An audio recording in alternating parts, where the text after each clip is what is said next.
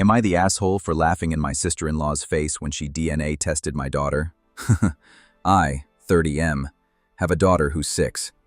I am not biologically related to her at all. There is no blood relation between us. I was friends with her mother for most all of my childhood.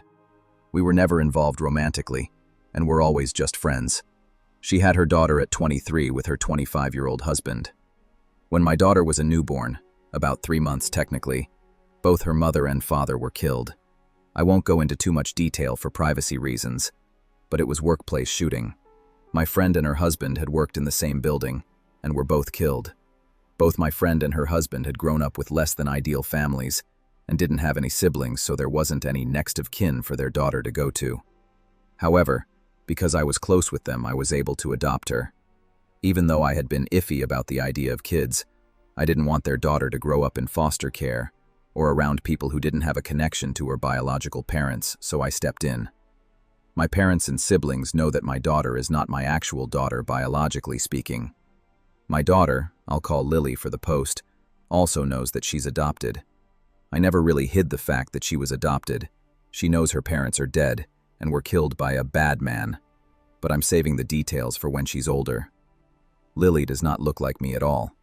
She looks exactly like her mother and biological dad. Most people assume that I'm her biological dad and that she just took after her mom. I don't ever really correct this when and if people assume this because it just seems unnecessary. My brother has been with his fiancée for about 2 years now. A few weeks ago, we were all meeting up at my parents' house, and my sister-in-law saw an old picture of me, my friend and her husband. She pointed to my friend and asked who she was, and I explained that was Lily's mother. Sister-in-law got quiet and stood in front of the picture for a while. I didn't think much of it. To clarify, she knows my friend died, but I guess didn't know that she had been married, or that Lily is not my biological daughter.